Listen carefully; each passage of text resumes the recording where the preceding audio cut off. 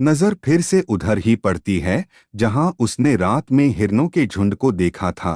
व्यापारी देखता है कि अभी भी सभी हिरन वही थे और जो हिरन रात में झुंड के बीच में था वो अभी भी वही सो रहा था और अन्य सभी हिरन इधर उधर से मुंह में घास ला रहे थे और उस हिरन के सामने डाल रहे थे। व्यापारी ने देखा कि वो हिरन एक वृद्ध हिरन था और वे उसके परिवार का अन्य हिरन थे जो उसके वृद्धावस्था में उसका ख्याल रख रहे थे। यह सब देख के व्यापारी को बहुत आश्चर्य हुआ और वह घर की तरफ निकल पड़ा। रास्ते में वो उन्हीं हिरणों के बारे में सोच रहा था। अचानक उसको अपने परिवार का ख्याल आया और वो सोचने लगा कि मेरी पत्नी सही ही कहती है कि हमें अपने बच्चों के बारे में अच्छा सोचना चाहिए। अगर आज हम उनका बचपन संवार देते हैं तो कल वो हमारे बुढ़ापे का सहारा बनेगा। उनकी अच्छी शिक्षा उनको कामयाब बनाएगी और वही हमारे बुढ़ापे का सहारा बनेंगे। और मेरी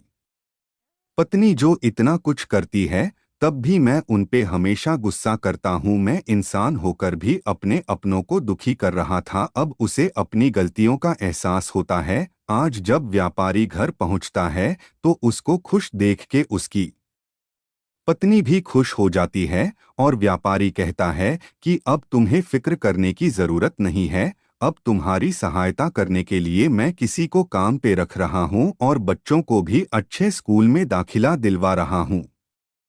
व्यापारी की पत्नी बहुत खुश होती है और भगवान का धन्यवाद करती है। अब व्यापारी किसी भी काम में कंजूसी नहीं करता है और अपने परिवार के साथ खुशी खुशी जीवन बिताता है।